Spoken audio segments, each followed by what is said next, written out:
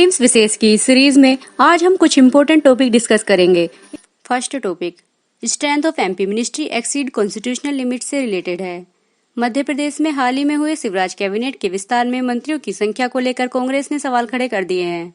कांग्रेस ने आरोप लगाया है कि संविधान का उल्लंघन करते हुए नियमों के विरुद्ध अधिक मंत्री बनाए गए हैं, जिसके विरुद्ध पार्टी जल्द ही न्यायालय जाएगी। चलिए देखते हैं कि यह पूरा मामला क्या है। दरअसल हाल ही में हुए मंत्रिमंडल विस्तार में कुल 28 मंत्रियों ने शपथ ली थी, जिसके बाद कांग्रेस नेता और राज्यसभा सांसद विवेक तन्खा ने आरोप लगाया कि शिवराज सिंह चौहान ने कानून का उल्लंघन किया है।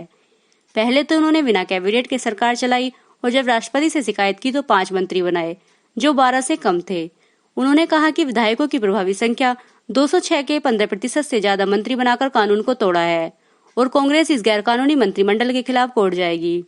विदित हो कि मध्य प्रदेश विधानसभा में सदन की कुल संख्या 230 है और इसमें 15% के हिसाब से मध्य प्रदेश में कैबिनेट सदस्यों की संख्या 34 हो सकती है और फिलहाल शिवराज कैबिनेट में मुख्यमंत्री को मिलाकर मंत्रियों की यही संख्या है। चलिए देखते हैं कि इस पूरे मामले पर भाजपा का क्या कहना है। भाजपा ने कांग्रेस के आरोप को खारिज किया है।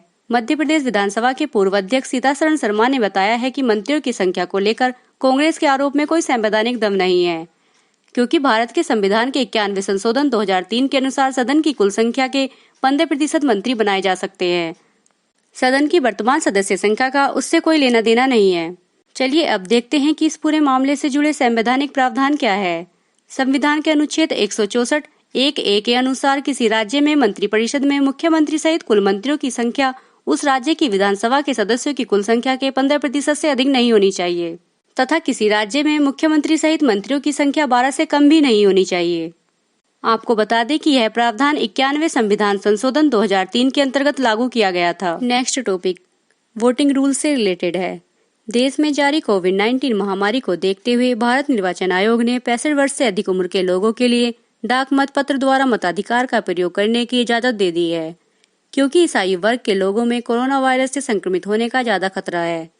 विदित हो कि अभी तक यह विकल्प केवल विकलांग नागरिकों तथा 80 वर्ष से अधिक आयु के लोगों के लिए ही उपलब्ध था। अब एक राय सामने आ रही है कि इस प्रकार की छूट मताधिकार का प्रयोग करने में भारी कठिनाइयों का सामना करने वाले अन्य समूह प्रवासी श्रमिकों को भी दी जानी चाहिए। चलिए देखते हैं कि यह मांग प्रवासी श्रमिकों के लिए क्यों है। 2017 के आर्थिक सर्वेक्षण के अनुसार देश में आंतरिक प्रवासी श्रमिकों की संख्या लगभग 13.9 करोड़ है, जो कि भारत की कुल श्रम शक्ति का लगभग 1/3 है। आपको बता दें कि ये प्रवासी श्रमिक बहुधा अपने मताधिकार का प्रयोग करने में असमर्थ होते हैं। इस प्रकार ये प्रवासी मजदूर अपने मताधिकार से लगभग वंचित भूले बिसरे मतदाता बन जाते हैं, क्योंकि ये लोग अपने प्रतिनिधि चुनने के लिए निर्वाचन वाले दिन अपने घर जाने का जोखिम नहीं उठा सकते। नेक्स्ट टॉपिक अर्बन फॉरेस्ट से रिलेटेड है। दिल्ली का वायु गुणवत्ता सूचकांक यानी AQI वर्षों से चिंता का कारण बना हुआ है। इस तरह वायु प्रदूषण के बढ़ते स्तर और इस संबंध में सामुदायिक जिम्मेदारी को ध्यान में रखते हुए दिल्ली के बहादुर शाह जफर मार्ग पर स्थित भारत के नियंत्रण एवं महालेखा परीक्षक कार्यालय ने कार्यालय पार्क में एक शहरी वन स्थापित करने के लिए कदम उठाया है। आपको बता दें कि वर्ष 2020 के विश्व पर्यावरण दिवस के अवसर पर पर्यावरण, वन एवं जलवायु परिवर्तन मंत्रालय ने इस वर्ष की थीम नगर वन पर ध्यान केंद्रित करते हुए अगले 5 वर्षों में देश भर में 200 शहरी वन विकसित करने के लिए नगर वन योजना को लागू करने की घोषणा की है। इसमें लोगों की भागीदारी, वन विभाग, नगर निकायों, गैर सरकारी संगठनों, कॉरपोरेट और स्थानीय नागरिकों के बीच सहयोग पर जोर दिया जाएगा। चलिए देखते हैं कि शहरी वन क्या है। शहरी वन नगरीय संरचना के साथ पेड़ों के रोपण, रखरखाव, देखभाल और संरक्षण के रूप में परिभाषित किया जाता है। इसमें शहरी नियोजन में नगरीय संरचना के साथ पेड़ों की भूमिका पर विशेष ध्यान दिया गया है। आपको बता दें कि शहरी वन शहरों के फेफड़ों के रूप में कार्य करेंगे। नेक्स्ट टॉपिक रक्षा अधिग्रहण परिषद से रिलेटेड है। रक्षा अधिग्रहण परिषद ने भारतीय सैन्य बलों के लिए रक्षा सामान सहित MiG-29 और सुखोई लड़ाकू विमानों की अधिग्रहण को स्वीकृति दी है।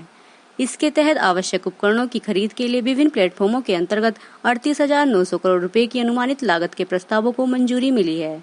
उनमें भारतीय उद्योगों से 31,130 करोड़ रुपए तक की खरीद शामिल है। भारतीय वायुसेना की लंबे समय से महसूस की जा रही लड़ाकू दस्तों को बढ़ाने की आवश्यकता को पूरा करने के लिए परिषद ने 21 MiG-29 की खरीद के प्रस्ताव को मंजूरी दे दी है। इसके अलावा मौजूदा 59 MiG-29 विमान के उन्नयन और 12 सुखोई 30 MKI विमानों की खरीद को भी स्वीकृति दे दी है। चलिए देखते हैं कि रक्षा अधिग्रहण परिषद क्या है।